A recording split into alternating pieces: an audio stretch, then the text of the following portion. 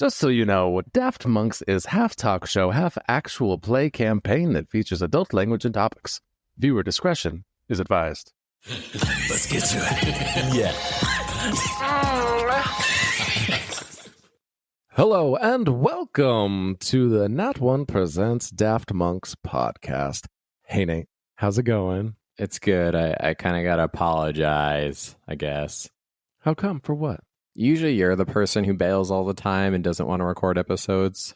But lately it's actually been me canceling on us. It's all right. You had your vacation to Vegas. How was that, by the way? So Nate, I've become a bit of a figure in Las Vegas.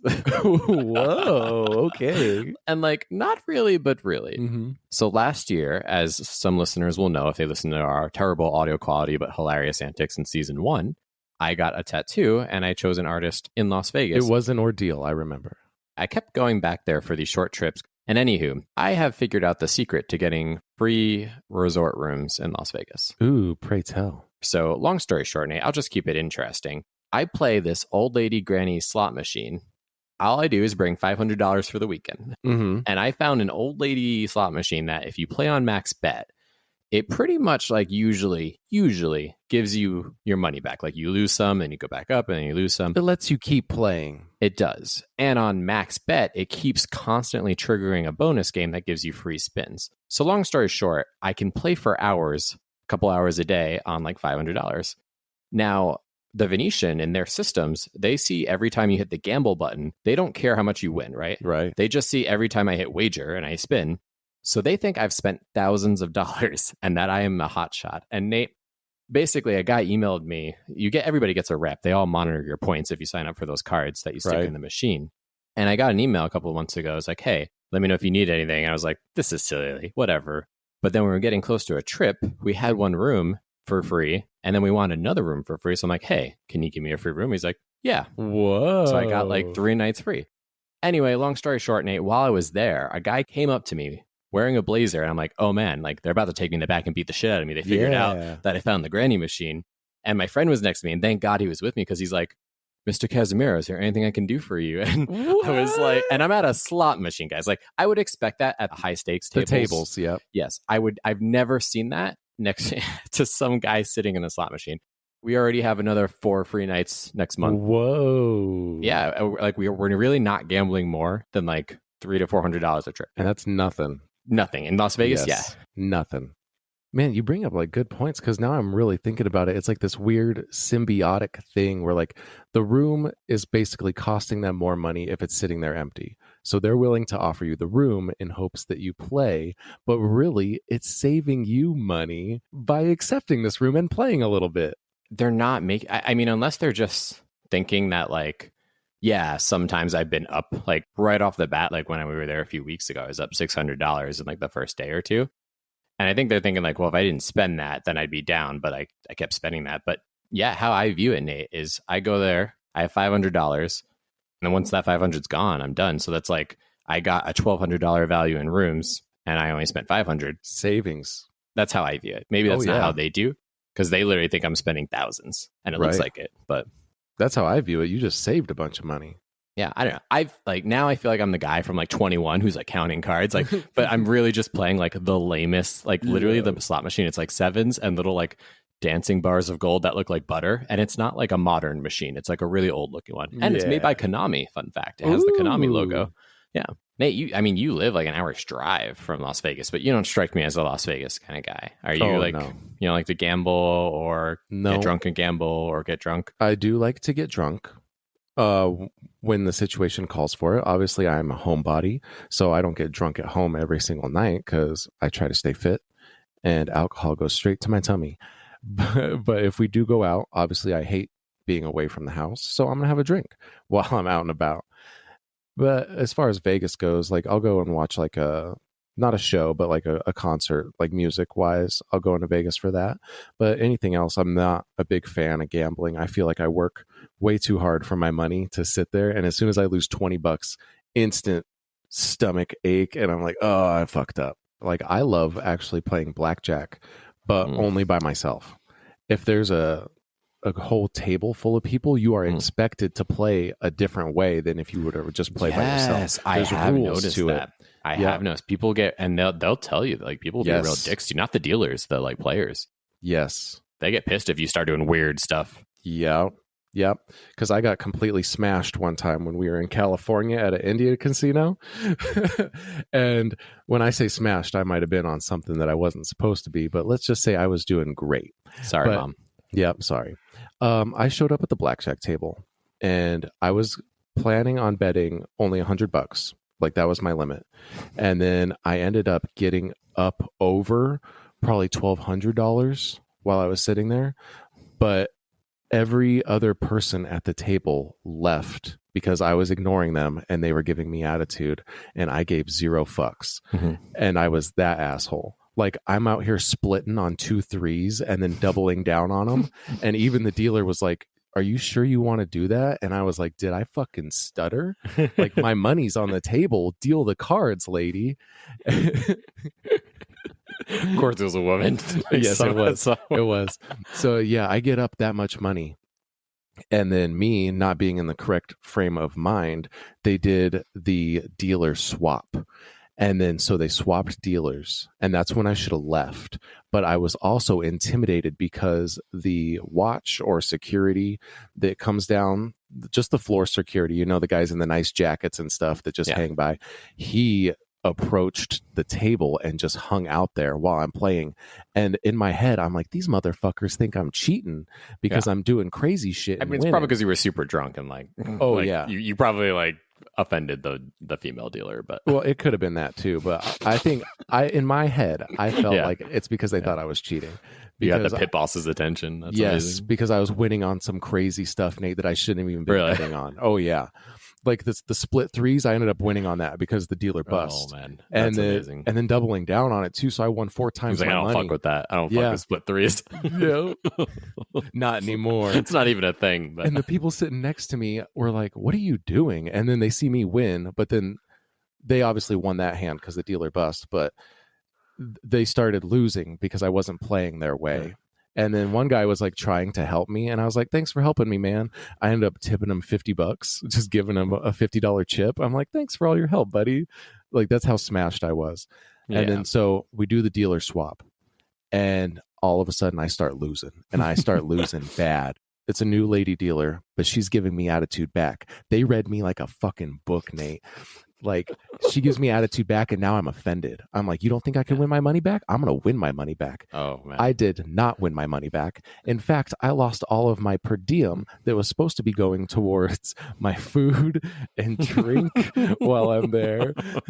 I lost all of that. And then I'm like, oh, my God, what do I do now? At one point in my head, I'm like, oh, my God, I fucked up. I fucked up real bad.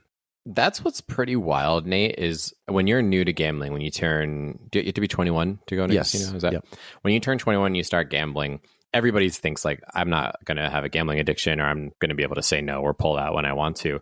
And the psychology with these machines is like, I've been shocked. And like, but I hear myself say it in my head of like, oh, I just lost all my money. I have to win it back. Yes. You say these things. And like right now, you and I are like, what the fuck? Like, no, if you're losing, stop. Yeah, just leave. But when you're playing, there's this like thing when you start losing of like the two things, either I have to win it back, or the other is, oh, it's about to hit. Yes, like that's the other, like these are things. And it sounded like if you had told me when I was 18, like have trouble like pulling out when I should, I'd be like, no, I'm not. Like I play like single player RPGs, like a slot machine's boring as hell, or like a table game. But the reality is no, like they're bringing you free alcohol. You're in a room with no windows. No clocks. No clocks. You're hearing loud noises. You're hearing like ding, ding, ding, ding, like hearing winning noises from somewhere. So they're giving you the illusion someone's making out, and it could be you, and it's going to be you. And if you just give it a little bit longer, you will be the person you want to be. And then you're down $2,000. You're like, oh my God, what happened? Yeah. I've never been down that much ever. If I lose more than a couple $100 in an hour, like walk away. Yep. I have not gambled once since I lost all that money at that Indian casino.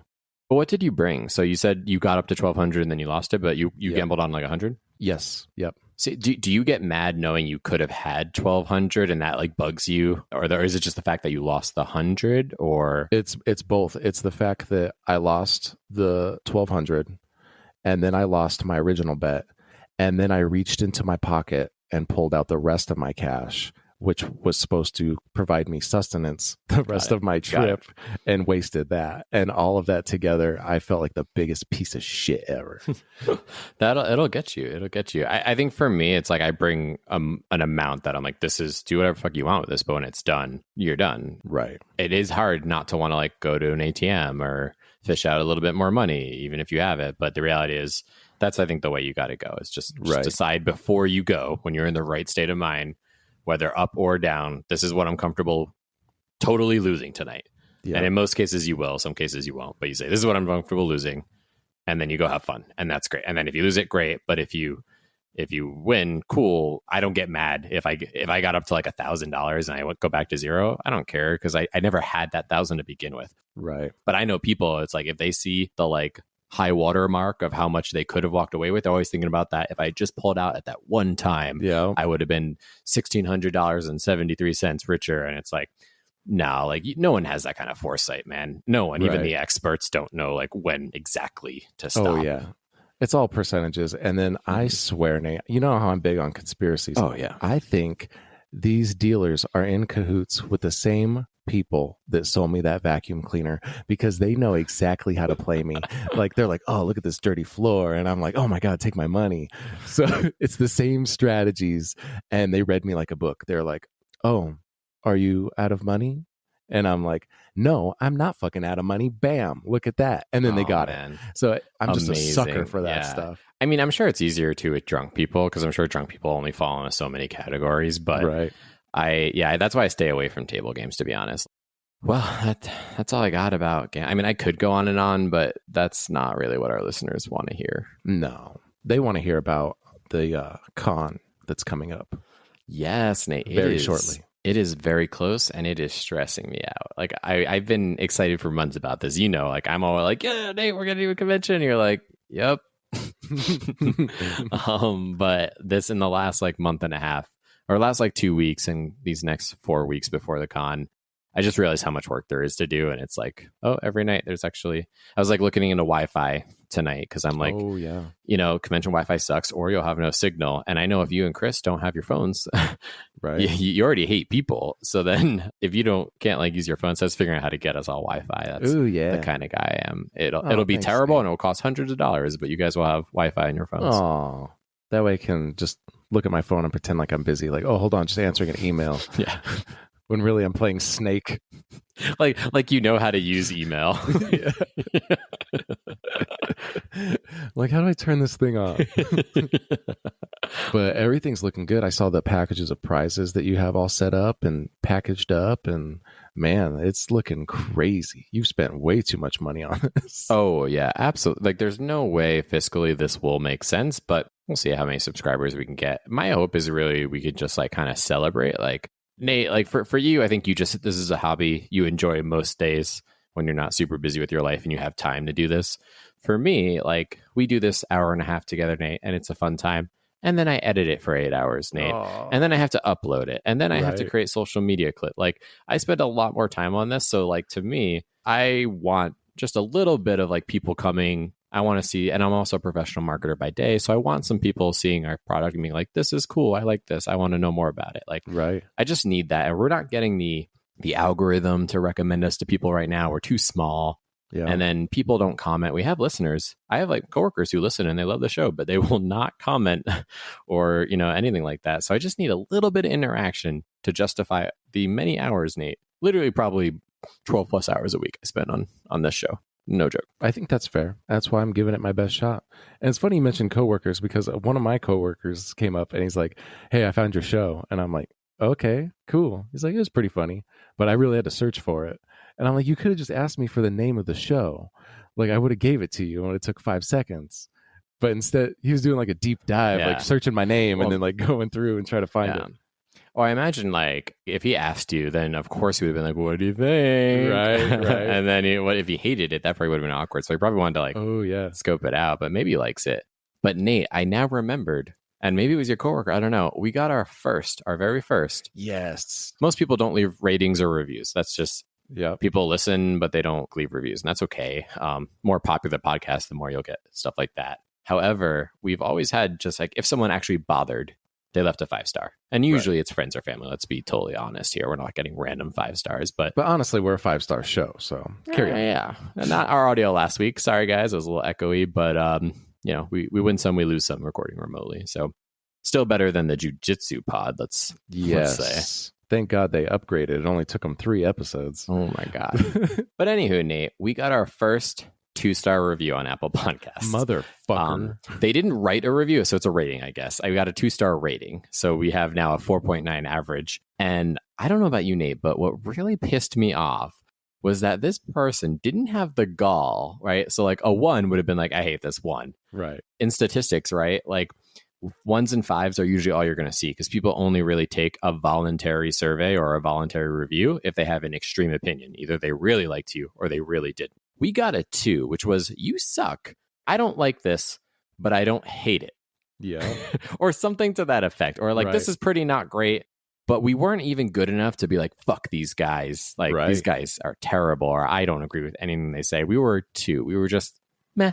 Right. A meh. MEH. Like that really irks me so bad. And then to have the audacity to just do it in like a regular star review instead of leaving a comment. I know, I want to know, Right. Hey, I know you're out there listening, 2-star review. Leave your fucking name. Like, let's have a conversation about this. What can we do worse to give us a fucking 1-star? Like, what did you like that you gave us that extra star instead of just going full-blown dick and giving us the 1-star review? That's what I want to know. And I think he knew if he left any kind of written review, we would have absolutely roasted this guy. Mm-hmm. What also makes me think, honestly, is that a 2-star review person is probably still listening to the show. I don't know. I have this in my head that he didn't like us enough to give us a good rating, but he didn't hate us enough to stop listening. So he's one of those people that's going to like listen every week and be like, this sucks. But then like listen to each episode. That's our the vibe. First hater. I know. That's kind of like, we kind of made it, Nate. We might be on the right track. Right. Joe Rogan, like 20% of his reviews are 1-star. Right.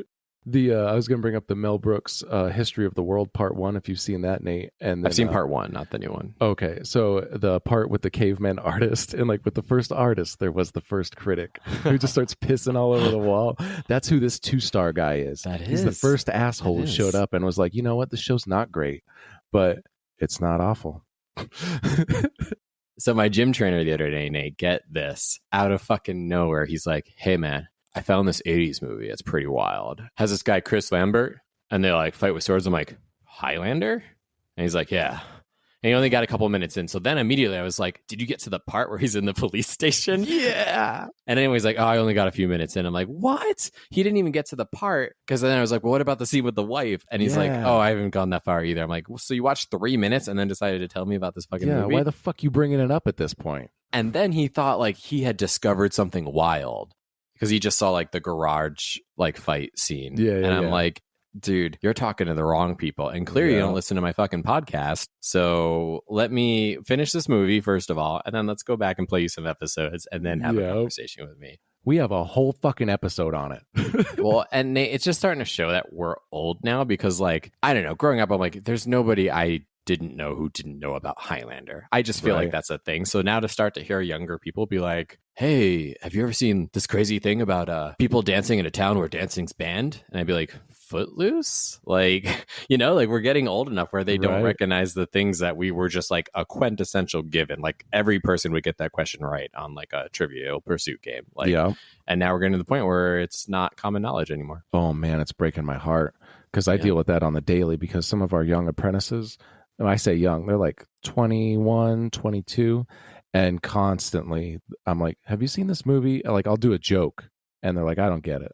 And then the older guys will laugh. And I'm like, wait a second. My humor's not working anymore. Like, have you even seen this fucking movie? And they're like, no, what is that? And then I just grab my chest and fall down on the ground and start rolling around.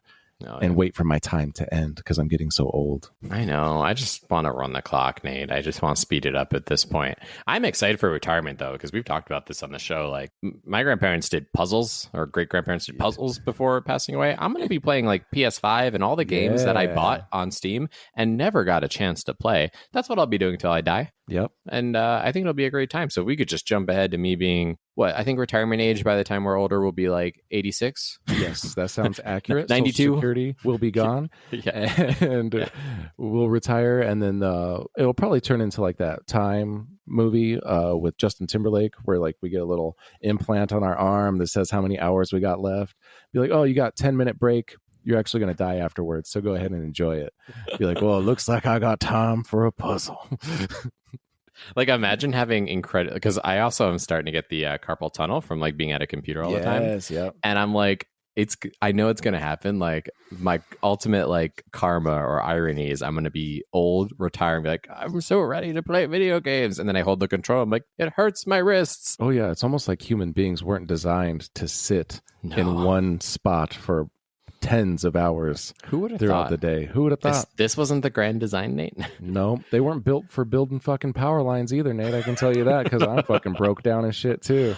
Oh man, Nate, I don't know what I was doing, but I accidentally like Googled you or so, or not accidentally. I Googled you for some reason that made logical sense. Mm-hmm. But I found a YouTube video of you doing a rescue on a telephone pole, power pole. Yeah. Okay. And I don't know. That had to be more than 10 years ago. Oh yeah, it was a long time ago.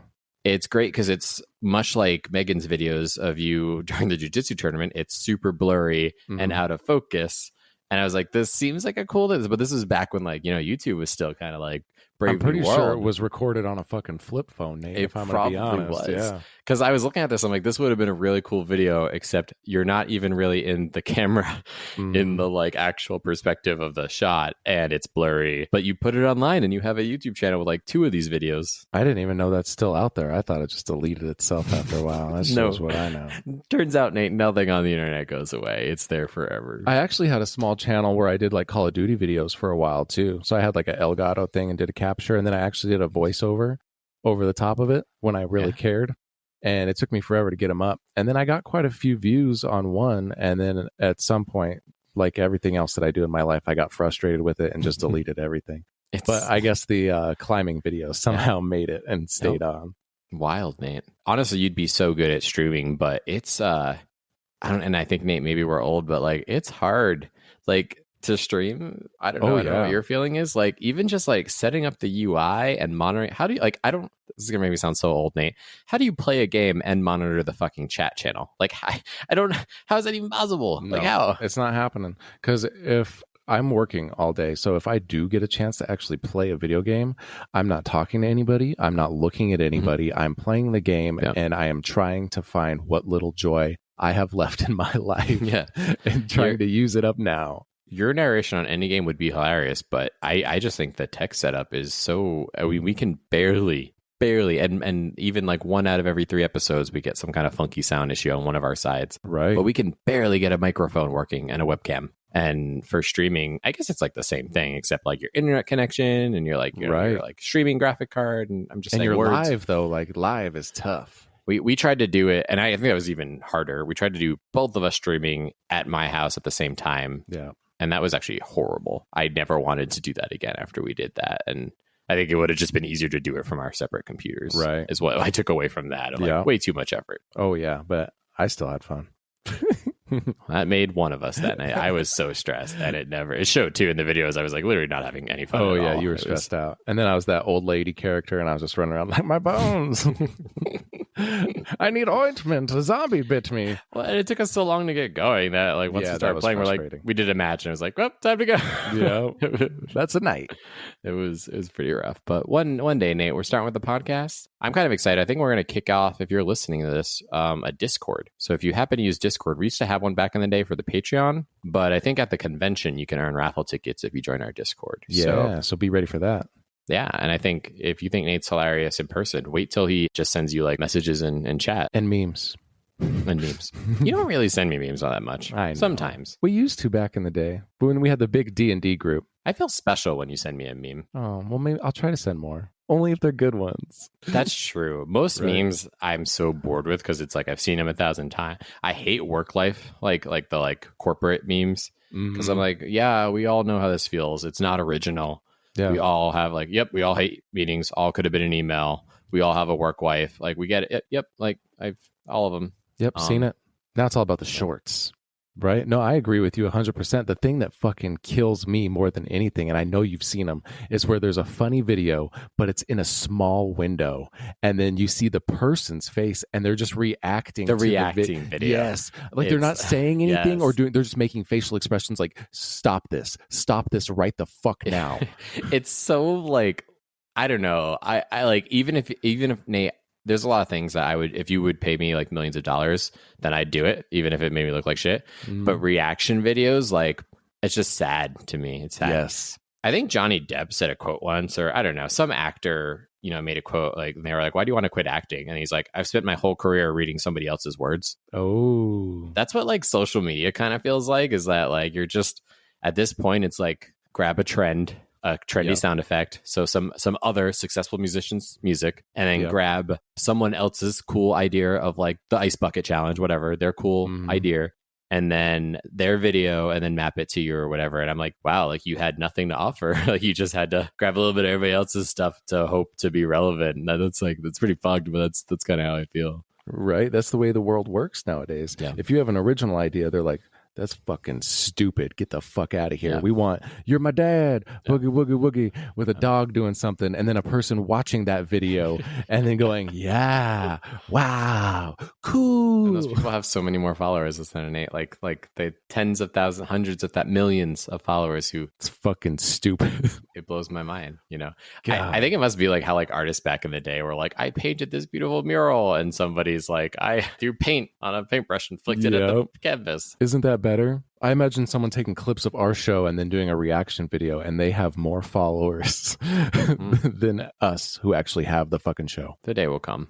It's fine. I'm fine with it. It's fine. This is the way the world works. I'm accepting it.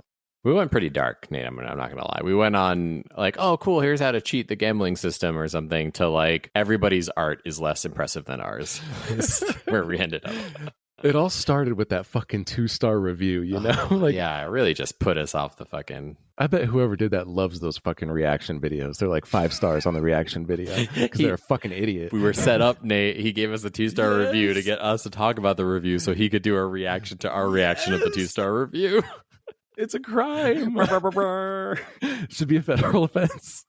All right, Nate. Well, I think we should probably move into Daft Monks now that we have, let's see, we're 53 minutes in. So if we cut out everything I said that wasn't funny, that should leave us about 14 minutes of intro content. And then we can get on Daft Monks. What do you think of the last few episodes of Daft Monks, Nate? Honestly, it feels like it's coming to an end. You're hoping it's coming to an end. I know. I am hoping and praying. I know we're like, you and I can't imagine how our listeners feel, are like, I think they're done with some of these voices, with some of these bits. There's even jokes that like I laugh when you say it, but I'm like, I'm so tired of this joke, like, and then I gotta say, like, the history of Van Helsing, like, I think the first episode was not bad because we acted out loud scenarios. You could tell that we just really were losing interest by the end of history of, or not even by like a third into history part 2. Just the whole episode is a recap. Yeah.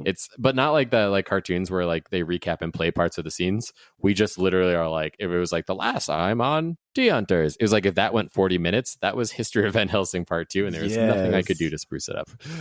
Nothing I could do. It still came out pretty funny though. It was good. Tall square. Yeah. You're like, yes, tall square. It's also pretty hard not calling you short round. Like, there was some great banter, Nate. Right. But like, no plot, no plan, per usual. The part where I was arguing with myself as Naya in Van Helsing was pretty good. Nate, I even had some moments where I was arguing with myself with like Ghost Dad and Belmont. I'm like, we've been doing the show way too long. We're going crazy. Yeah. I don't know. There might be a season 3 on the horizon. We might. I think we've been throwing out some cool ideas. Whether or not we actually act on them is always kind of the big question with us. But there's potential with what we're thinking of for season 3, Nate. You can always count on Nat One Presents to have at least a 2-star show. Fuck that guy. I hope he does still listen, because we, so like too. Every other bit we've had on the show, we'll never let it go. 7 seasons in, we'll be talking about the 2-star review guy. Yeah, if he's gonna make another account, make another 2-star review, like motherfucker.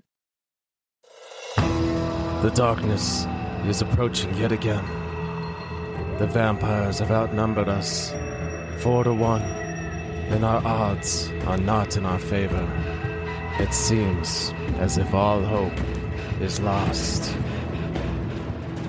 I wouldn't quite say lost, as probably misplaced or something along those lines. But either way, fear not, for Van Helsing and Belmont are here to save you. Last time on Nat One Presents Daft Monks podcast. There I was, giving a recap of this recap, and then I thought to myself, kneecap, recap, kneecap, cap. It's a funny word, it's like a hat. That is exactly what happened on the last episode of the Daft Monks podcast. Back to you, Nates.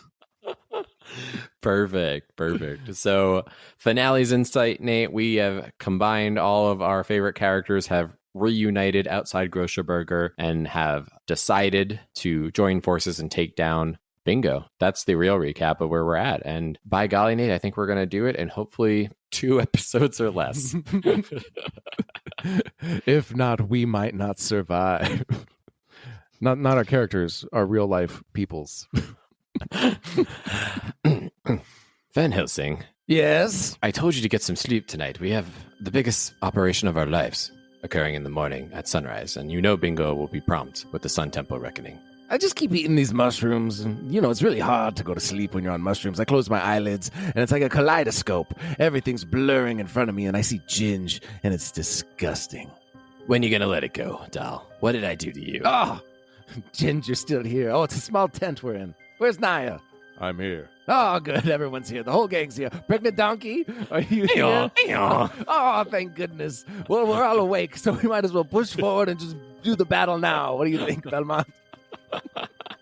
So, what we're going to say, we're going to do a little fast forwarding because we put you guys through quite a bit for 2 episodes, so I'm not going to over narrate anymore for the finale. So, they decided as a group that Ginger kind of revealed that Bingo could not resurrect the Sun Temple until daylight. That is a requirement. And that he figured out how to do it, realizing that only Naya's brother, who I don't remember Naya's brother's name, like an actual historically.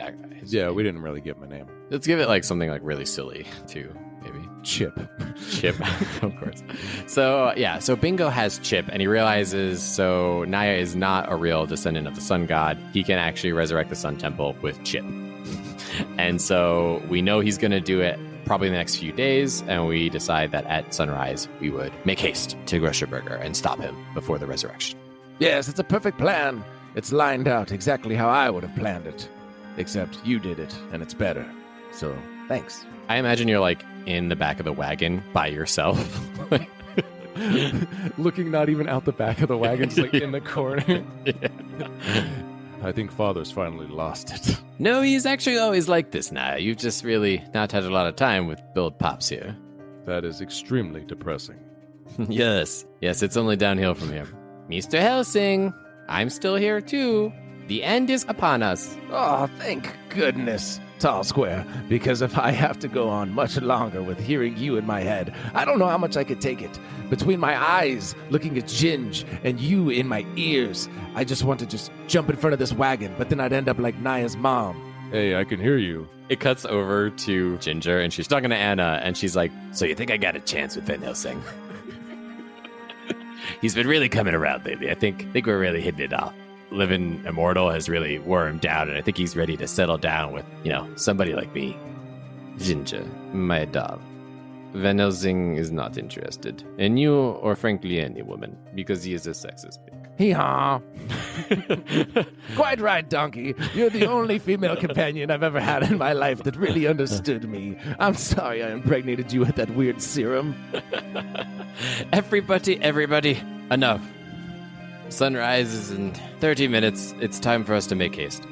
I'm surprised we made it this long, but we need to get to Bingo before he resurrects the Sun Temple. I'm ready to go. I have my pants. Wait. Give me 5 minutes. Oh my god, it's literally the only thing I ask him to have, Naya. Like, just wear pants. Why doesn't he think of that? Naya has like a battle loincloth on. I get it. Oh, I get it. You and Dad had such a great relationship now that you just fucking met him, even though I've been traveling with him. Do you know what his habits? Do you know he has like a weird fixation with cows? He tipped cows many times on many trips for no reason, no apparent reason other than he thought it was funny. You think Dad is an interesting person, but he's actually absolutely amazing. Yeah, he's pretty great. I was just bringing up the fact that he probably, definitely is my father because we both apparently get really hot balls. And sometimes you have to air those puppies out before a battle. Real men know about it, Belmont. Maybe, someday. Great. Thank you, Naya. Everybody ready? Soviet sisters, only competent people here in this party. You're going to go ahead and take on the Serpentine soldiers, because that is much easier to say than the three-thing... It was the three-toed, three-thing slingers. Yes, right. Anyway, Soviet sisters and their 96 sisters are going to take on something like 3,000 soldiers. I don't know. I don't think this is going to work, guys. Look at me in the eyes. Everyone listen up. This is that epic monologue before a battle. And here it goes. Bingo sucks. Balls. Really nasty ones. Hot balls. Yes. Thank you. Now, it is our mission. No, our legacy. No, I don't know. It's something. We have to go in there. We shall defeat him. I guarantee we will be successful. Why? Number one, I'm immortal. I didn't know if everyone knew that, but I am. So don't worry, I'll survive no matter what. Number two, good will always triumph evil. I may have done a lot of evil in my life, and cows consider me evil, and clowns specifically consider me evil, but for the And we're off. Hacha! Ah! You're just like making a speech on top of the wagon, like everybody else is packed up on the horses, on the donkeys, whatever, and we just take off. So we are traveling towards the city of Groshureburger. The sun is starting to come up. And by the way, listeners, in Belmont's head, they didn't want to strike at night because they don't know. It kind of seems like Bingo's trying to like double cross Dracula, but also we don't know that they might kind of be in league with each other. It's not very clear. So we didn't want to do a night raid in case the vampires were aligned. So we waited till daylight, so we're only dealing with one army and not two. Hindsight, come to think about it. With our intro, you think there had been a lot more vampires in this show. Well, you live and learn. It's because we're always in the daytime. Maybe in season 3, Mr. Van Helsing. If we live to see the day. Ooh, good call. Pregnant donkeys definitely making it in. I don't know about Ginge, though. Ah. Carry on! Belmont, how far are we from town? Well, let's see.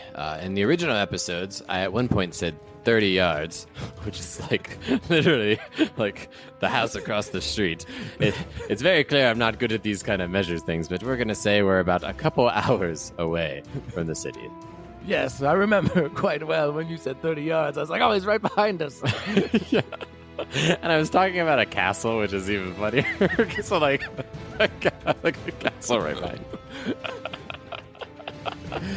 All right, so a couple hours on the road. That gives me plenty of time to work up a better monologue once we get to town, to Groshureburger. Van Helsing, do you see that? Everybody, look. And you look off in the distance, the sunrise starting to peek over, and Belmont's like, yes, it's starting, the sun is rising. No, look, in the middle of the sunrise, something's poking out of Groshureburger. Gross, Ginge, don't talk like that. No, Van Helsing, that's not what she's talking about. Oh, Jesus. It's begun. He's resurrected the Sun Temple. It has begun. Naya's just like riding standing on a horse, like looking into the sky. He's got like a Shao Kahn helmet on for some reason. It's canon. We don't know where he got that. It's in the fucking podcast. Belmont leans over to Van Helsing. He's like, by the way, doesn't Naya only fight with like magic sun arrows, which he's not in possession of? I mean, he's got chiseled features. He could model, you know. Why do you keep pointing out that he's more fit than I am? I wasn't saying anything about that. I mean, you look nice for, like, not hitting the gym in a couple days or weeks. You know, you still look good. It's one thing to body shame Ginger, who clearly has no use in this party except for a target of your frustration and bigotry. But I'm your, apparently, blood relative. I don't want to say son because that's a little weird still for me, but I'm your little Trevor. And I have feelings, and when you tell me I'm not in as good shape as Naya, it hurts my ego. There was a bird in that tree. I thought it looked God suspicious. Damn it! My bad. You would think 32 episodes in, I would have picked up on your hearing loss. Damn that alchemist. I know. Tell me about it. I think his name was Gerbils. Or Gerbils. Herr Gerbils. He was part animal, Herr Gerbils. A German gerbil, Herr Gerbils. It's canon. Now, my boy, I promise you one thing. You'll always be my son. In my heart. And I love you more than anybody else here. So, More than Naya? of course I do. I barely know the guy, and he doesn't say anything. He just mumbles and looks at the sun like we get it, you know? But I promise you one thing. Once we get into town, I'll buy you something really nice. Like Balenciaga. Oh, like my Oh, right. I'm not related to that guy, which is probably good because it actually turns out Victor's great relative actually stabbed a Navajo chieftain in Europe in the back hundreds of years ago, and it cursed. You know those blackberries you like? Yes. That's actually a blood curse. Fun fact. Get out of town. Yes, who would have figured? I love those blackberries. Yeah, it's a horrible omen. Oh, man, do you think we're going to make it through this? No. Oh, well, I look forward to the sweet release of death. Carry on, son. In the distance, we see the tower is like rising higher and higher, and as like, this is not looking good. We are way behind schedule. I told you we should have left hours ago. Who, me? I'm not in charge of anything. I'm just a guy. Yell at Ginge. She's the one that took forever getting that knapsack full of food, I'm assuming. You guys are laughing, but who's gonna need a sandwich by the end of the day? It's gonna be every one of you, I guarantee it. She stayed up all night making 700 peanut butter and jelly sandwiches. And there's only 40 left. Let me see one of those sandwiches. It's blackberry. Blackberry sandwiches. I hate blackberries. Especially in sandwich form. Get this out of here. Now, Belmont, back to that delicious blackberry bush we were talking about. Off in the distance, we're getting closer and you hear burr, burr, burr, burr, like battle horns, and it's like, oh great, we don't even have the element of surprise on us. God damn it. I know. He's apparently taught the hyenas to blow horns. This is the most terrifying thing I think I've ever thought of in my life. All right, it's about time. Anna, take the Soviet sisters into the front of town. We'll be entering through the sewers, as planned. Just now. Yes, quite right. I agree 100%. We planned that from the very beginning. Now, where am I going again? You're going with me, Van Helsing and Naya. We are entering through the sewers. Ginger is joining us because the Soviet sisters don't want her. She's apparently a huge liability. Mm-hmm. And they will be the distraction outside of the city. We're hoping to go in, get the turnbuckle teddies on our side, and bum rush Blitz? Blitz. Maybe Blitz. Yeah. Blitzkrieg is German for lightning Gerbils. Herr Gerbils. Yes, we're gonna blitz the Sun Tower with the turnbuckle teddies while the Soviet sisters take on the Serpentine soldiers. Do I need to go over the plan again? No, I follow you 100% this time, and I'm sure the listeners at home do as well. Who? Nobody, just the voices in my head. Now, let's get to the sewers. Ka-cha! And so they split off. Soviet sisters, I don't know what all 396 of them were riding on, but they apparently are just very fast and agile. I think there were some bigger ones, and the smaller ones are riding the bigger ones. the quote fuckable dames were riding the unfuckable dames Yes. in the battle. There was like 100 ginges in all that mess, and they had saddles and shit. Okay, Naya, this is it. Now, are you armed? Yeah, I know you don't have your sun weapons of lore, but we need to make sure you're ready. We could encounter anybody in these sewers or once we get into the city. I have what my father gave me, and that is nothing. Just these bare hands, I guess. Oh, it's like the skin, like the dry skin illness. I was gonna, Oh, what is that? Eczema. I have what my father gave me. That is eczema. Okay, that's probably some ancient Navajo god, I'm gonna assume. Great. Van Helsing, do you know your way into Groshureburger? I don't, but I know someone who does. McNibbles, assemble. McNibbles comes flying out of my pocket. McNibbles, take us back to bingo. And I assume he starts scurrying away, and we follow. You know, there's one thing I've always respected, Van Helsing, and that is your respect garnered by rats. How did you do it? How did you first meet McNibbles and get the rats to rally to your cause? It was a long story. I think a flashback is... Never mind, we're good. I brought mushrooms. No, we're solid. No more flashbacks. It's an animality. Yes, exactly. Now, apparently, with ancient traditions, I have invested so much of my time in rats that I could transform into one at will. Stand back, Belmont. I'm going to try it now. We may need this in the battle against Bingo.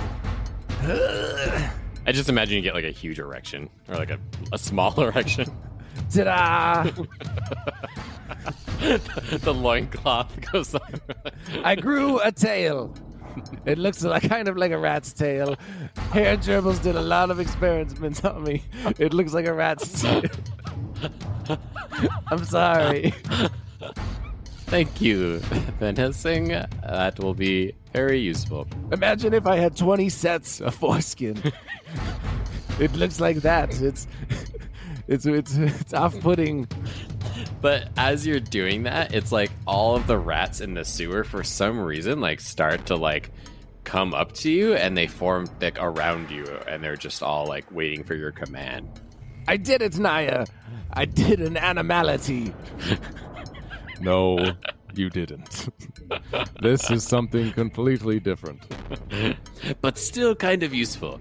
Your rat army could at least give enemies diseases that eventually will kill them long after this series has gone off the air. It's the perfect crime. He kind of swings his erection left and right, and the rats move in unison with it. Let me see if I can harness this weapon. Forward, march!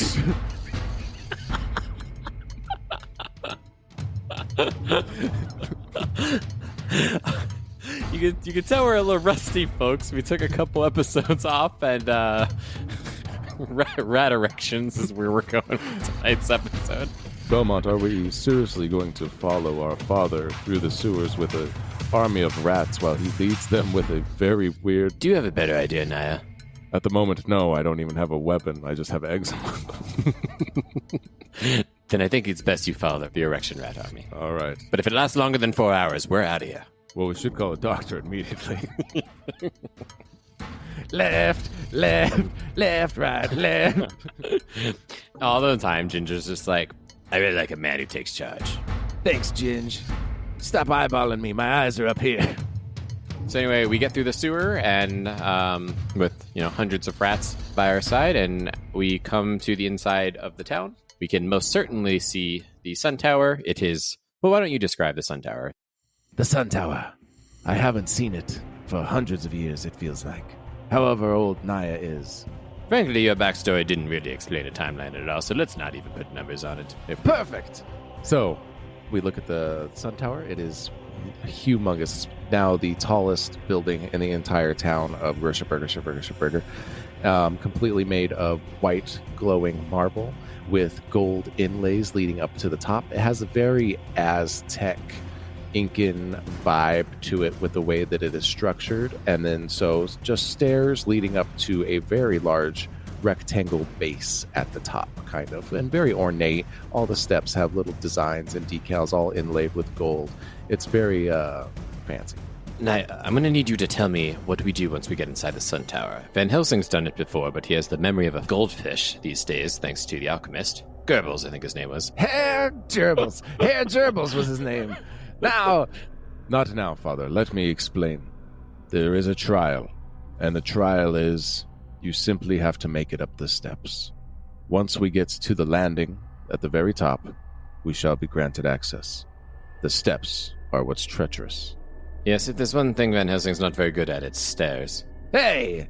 These calves look amazing. And look at what these rats can do. And he swishes his back and forth. Wow, that is so amazing.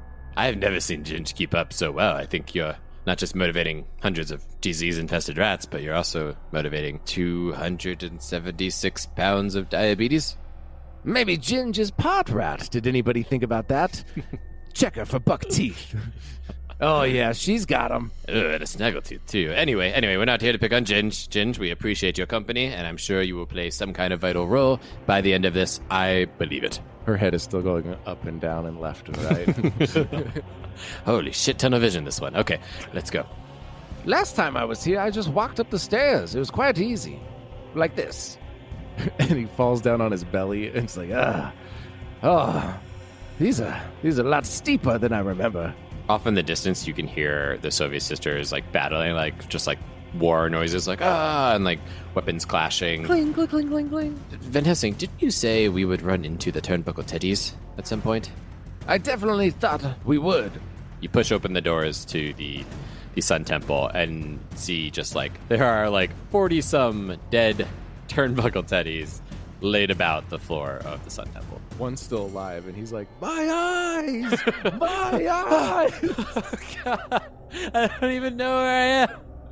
And he falls down all the stairs to the bottom. My eyes! Oh, what a fall. I'd hate to fall down all those stairs, poor fella. Oh man, what happened to that guy? I don't know. I'd rather be one of these dead guys than that guy. He looked really messed up. It seems that they've taken this a step further than I imagined. There were stories that if a sacrifice large enough was made, that a portal would open up, and Sun God himself would show and grant his powers to whoever was brave enough to slaughter 47 brave soldiers. I couldn't even begin to comprehend who would be crazy enough to try something like this, who thinks that they can wield the power of a god. That would be me. Here very distantly, like way at the top of the tower, echoing down. You can't really make it out very well, but Van Helsing knows that it is Bingo calling down to him. Van Helsing turns around really fast, and he knocks over a vase that was standing there. At waist level. Ah, I see. Actually, I don't see. I hear you. I hear you, Bingo. What are you doing here? Why have you killed these men? Do you really think that you could harness a power such as the Sun God? Think? No. I am sure that I can harness the power of the sun, Van Helsing. Now that the entire family is here, you, Naya, Chip, and even the Belmont brat, or whoever he is, you can witness my ascension to godliness. What have you done with Chip? Where is my brother? Oh, he's perfectly fine. Right, Chip? And he, like, steps aside with somebody. Release my brother, you fiend. He has no quarrel in this. He has nothing at stake here. Let him be. Oh, I absolutely will do that. Once I've opened the portal to the sun god and attained his powers. But first, I'm going to need you guys to come all the way up here. Oh my god, more stairs. A bigger rival than Bingo himself. Stairs. And out of, like, the shadows from under, like, the stairwell, the three hyenas come out. Well, son of a bitch! Alright, I wasn't expecting this. Ginge, you're going to have to sacrifice yourself to these hyenas so that we may pursue Bingo. Now, just lay down, scoot over there. Guys, I really don't know if I'm, up for the task of taking on three hyenas. Just then, the doors burst open, and the fucking the pregnant donkey comes in, and Belmont's like, one ginger and one pregnant donkey versus three hyenas. Those are odds I'll take. That's the most fair fight I've ever heard of in my life. You go get them, but protect pregnant donkey with all of your might. Naya, please, you'll stay with me at least, right? I really need to save my brother, Chip. I mean, it'd be kind of weird if I wasn't involved in saving Chip, and I was, like, fighting a hyena. That it just doesn't sit right with me, Ginge, like, spiritually. So Van Helsing's assemble! And Belmont runs up the stairs, leading the charge. Naya follows, and so does Van Helsing. Wow. That's my future husband and stepkids right there, everybody. Ginge looks over, and the donkey has, like, war paint underneath its eyes, like, She's like, well, let's do this thing. And we'll cut away for a distance, so we'll go to the stairwell. Belmont is, like, very eagerly, like, running up the stairs, like, yes, I got this. No problem. And he's, like, putting effort in. He's breathing a little bit, but, he thinks he's okay. And then Naya's just, like, I imagine, like, very casually keeping the same pace, like, just walking. he has a look on his face like, why the fuck are we going so slow? I thought we were rushing to get up these stairs. Belmont's clearly still like working up like a sweat trying to get up. He's just like, no, Naya, we clearly have to save our energy, so we have time to fight and save your brother. Right, Van Helsing? Quite right. I think he should, but maybe Belmont, my boy, move slightly to the left, like put on a turn signal, I'm actually imagining there was one of those like elderly people chair things that like climb up the wall, and Van Helsing's just like, it's coming very slowly, but he's just sitting in this like old-fashioned throne thing that's just moving up the side of the spiral staircase. I'll be there as soon as I can, boys. Bingo left this for me down here. Well, it couldn't have been more convenient. It'd be silly not to use it. As we're going up the stairs, I want to say that there's like different rooms. Belmont's like, Naya, is there anything in any of these rooms that might be helpful on our way up? I don't know, I'll glance. I got plenty of time since you're leading the charge. I could probably explore these rooms for hours and then still meet you at the top. You're being a dick, but I also think there's some logic. Go ahead, run up ahead and check some of the rooms and see if there's anything valuable we can use. I burst through the first room. It's just a ton of really poorly drawn paintings of Belmont's mother with gigantic, over-exaggerated tits. I think I can spend another couple seconds here. Uh-huh. He's like trying to like blink his eyes, like trying to like photograph him, like okay, mental note. All right, back up. Belmont's going up the stairs and he's like, Van Helsing, what is Naya doing when he's spending so much time in that room? All right, hold on. The chair's almost there. Oh no, Belmont, the chair broke a little bit. I'm gonna have to try to repair it in this room. Excuse me for some minutes. Rat Army, follow Belmont. I'll be here. You just like flick it over. Just go get him. And then he goes and closes the door into that room for a little bit. Oh, it must be a recovery chamber, right, Naya? Yes, he will get a lot of recovery in that chamber. I don't know when he gets out if he'll be able to control the rats anymore, but hey, what can you do? That's some sun god power right there, huh? Oh yes, that room was very intense. I don't know why Bingo redecorated it so quickly to look like that. It was the perfect distraction, I'm sure, for Dad. So you guys keep ascending the stairs. Wow, Naya, there's a lot of stairs. I'm really getting a little tired. Maybe we stop in this next room and maybe I catch your breath if that's okay with you. That's fine. As long as it doesn't contain any portraits of your mother with voluptuous large breasts like that last room. Wait, what? Never mind. I think this is some kind of weapons cache room. You know what? I will take my time in here. There has to be something in here that can help in the battle ahead. So it's almost like a storage room, but like these weapons are from the Sun Temple itself, and a lot of them seem to be inaccessible. Like they're maybe for decoration or they're part of the wall and they're locked up. But there is one that seems to be open, and Naya approaches it. And as he approaches it, he slides his hand out towards it. And it is a war axe. So it is a large stone that's basically been wrapped and tied to a club. It's rather neat looking. It's made of the same marble that the Sun Temple is made out of, but it still has like traditional leather wrappings, but with little gold fiber inlays in it. And it works its way down the handle, which has ornate carvings. And then as soon as Naya grabs the handle, he gets like a flash in his eyes where it's the sun god looking down on him. And no like word. The real sun god? Yes. And no words are spoken, but he sees it in his eyes. And it's like when you have a dream and nothing happened in the dream, but you have a feeling, you know what I'm saying? Yeah. So he has this feeling that the sun god is letting him have this axe, this war axe, just because Chip, his real son, is in danger. And Naya kind of accepts it. And then it flashes back to reality. And then the white marble glows bright orange for just a second, and then back to white. From Belmont's perspective, it was just you holding like out your hand to like nothing, and then like a tear rolling down Naya's face. And then in the meantime, Belmont's like, "Is Chip short for something like Chipotle or something? That doesn't seem like a very Navajo name. And then Naya turns around, axe in hand. Chip is short for Chippananawe. God damn it. I mean, hey, new record. You made it almost an hour and a half without offending something or somebody. You're welcome. Chip is short for nothing. It is Chip, and he is my brother, and I shall save him. I am now on a quest from the sun god himself. I think. It's all confusing. I'm tired of flashbacks and cutaways. The point is I have this weapon now, so let's go kill Bingo.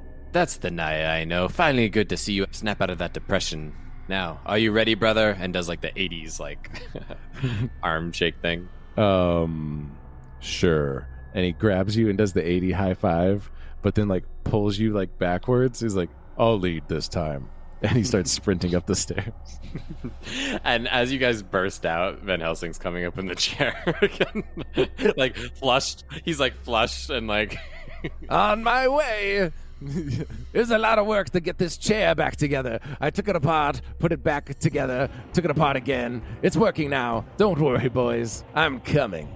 So we're going to cut over to the Soviet sisters, and this entire time they've just been watching as these like giant army has been on the like outskirts of Groshureburger, has just been like slowly limping back and forth like in their direction. Like it's almost like zombies, but if like even like zombies that kind of stay in place and like, you know, like kind of just rock back and forth, but like these guys are literally like walking and like almost like serpentining.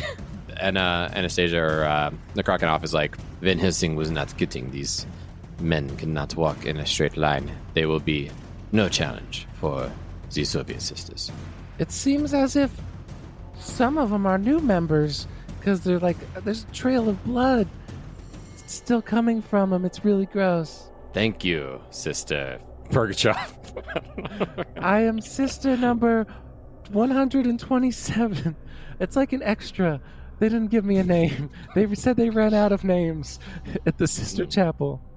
They are not great odds, sisters. We are 1 to 7 of the Serpentine soldiers, but we are the superior gender. We are smarter, stronger, and better in bed and the kitchen than any of these men. Now, pick up your weapons and show them what it means to be a Soviet sister. Hear, hear, sister. Yeah, yes, girl, get it. Get it, queen. And as they like raise their weapons and prepare to charge in, a donkey comes running like towards them and has war paint on its face, and there's like a bloody clothing draped around the donkey, and it rides up to Anna or to Nakrakanoff, and she's like, I think things are not going well at the Sun Temple. Oh my god, that cannibal donkey ate Ginge. No, it would probably be the other way around, but we need to make haste. I think they need our help. All right, so we're not going to fight the zombies / three-toed, three-thing slingers? I'll take care of the zombies. Oh my god, the ground goes ghost step. Yes, I'm still in this episode. And he kind of like swats down and starts hitting, but what's kind of weird is he like can totally like knock some of them off their feet. I'd even say many of them, but some of them just phase right through them. I don't understand. This happened in the Soviet Sisters Summit as well. It seems like the ghost man can only hurt some people, but not others. What's that about? I can only affect adulterers. Oh, that makes a lot of sense. And makes sense that most men are affected and most women would not. That does make sense. I agree with that. Okay, Soviet sisters, a quarter of you. Everybody count off in fours. And anybody who counts 1 will go help the ghost daddy. 1. That's me. I'm a 1 too, sister. Damn right you are. And anyway, it just cuts to giant swaths of fucking 3-toed, 3-thing slingers being knocked out by the ghost Victor and some of the women going to battle, while another group heads towards the Sun Temple. And we go back to Naya and Van Helsing and Belmont at the almost peak of the stairwell of the Sun Temple. How does this chair even work? Is there electricity?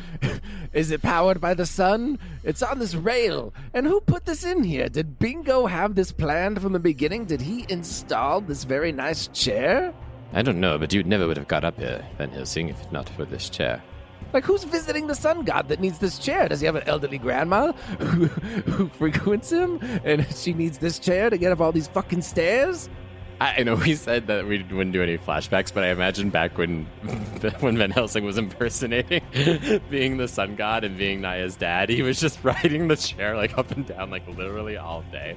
And he's like, I need one chair. I'm not doing the stairs anymore. Like he's just like goes on a rant about how he needs a motorized chair because he's over it. First things first, I am the sun god first and foremost. A motorized chair shall be installed in this temple, or heads will roll. I guarantee it.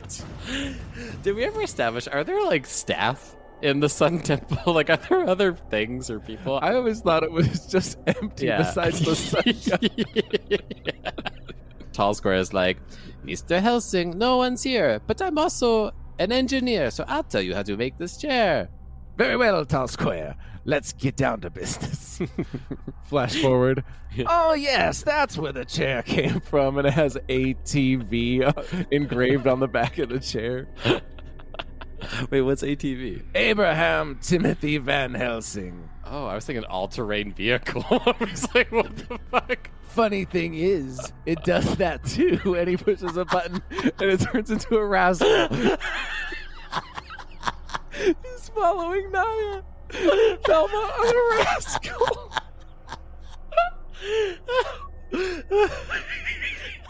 It's all canon. We're running with everything this fucking episode. I'm not editing any of this out. Check and mate bingo. That's you weren't ready for that. So, you guys arrive at the top of the Sun Temple with these grand ornate doors. I feel like Tall Square should have put a basket on this. It feels like it's really missing a basket. You know, like McNibbles can sit in the front. Father, now is not the time for you to be complaining about the contraption you made years ago. I know, I'm just saying, you know, if there was ever a time to say it before we move on to the next chapter and then forget about my rascal scooter. What I want to know is why we've been riding around in a wagon for 32 episodes when, in fact, you have an ATV sun god rascal on you. Technically, Tall Square engineered this. I just built it. Like, he doesn't help me with anything else. He's an asshole. He just haunts me. But he could tell that these stairs were a real burden on my hips, so he helped me this one time. I had a bachelor's degree at the age of 7. Not now, Tall Square. Now, stand aside, and I shall push my way through these doors. And he just starts revving. No, I think we need an ancestor of the sun god to open the door, which I don't think we have any of those here. And he looks at Naya. I'm afraid I'm not, but I can surely try. Maybe with the power imbued from this axe, it might give me enough. And then he goes and kneels forward and makes a prayer. And Van Helsing's like, boring. Lame. And he just like fucking revs the engine and just like Barry like rams the door. Runs over Naya's foot on his way to the door. I feel like right before like Van Helsing like tries to like impact the door, they just automatically open on their own. And we'll stop there. Yeah. Well, that was something. We were a little rough around the edges. Our 2-week hiatus. No, honestly, Nate, I think we have enough there. Like, that's an hour and 48 minutes. When I cut that down to 53 minutes, there's going to be action-packed, joke after joke, erection, good old time. I think so, too. I'm excited for it. And I like the action. The action was good. Yeah. What do you think, Nate? Do you think we're going to have an actual dice rolling battle in the final episode? Ooh, we can. That'd be a lot of fun. Or would it?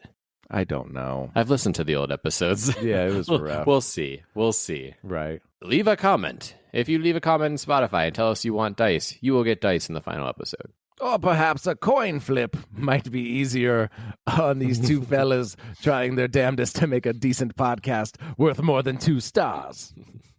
Perhaps. Less than 3 and definitely more than 1. Son of a bitch. That guy's a real piece of shit. Thanks for listening. And good night. Bye. Congratulations. You've survived another episode of Daft Monks. Did you enjoy the episode? Do you love the show? Do you want to pay for our dental plan? If so, I think it's only fair that you show Nat One some love in return. No, No, not that kind of love. Please. Please, put it away. Oh, I meant follow us on our social medias and all that good stuff. Simply click the links in the episode description to follow us on our Instagram, TikTok, and YouTube, or click support our show to make a monthly contribution to help pay for all the expensive software Nate subscribes to. And don't worry, other Nate will see the money eventually as it grows, but not anytime soon. I promise. Lastly, do you want even more Nat 1 goodness? Of course you do. Who wouldn't? Then click the prequel podcast link to listen to our experimental first season of podcasting for 50 plus more episodes of conspiracy theories, messy one-shot campaigns, and of course, all of your favorite Nat 1 hijinks. Now, thank you a ton, and we will talk to you next week.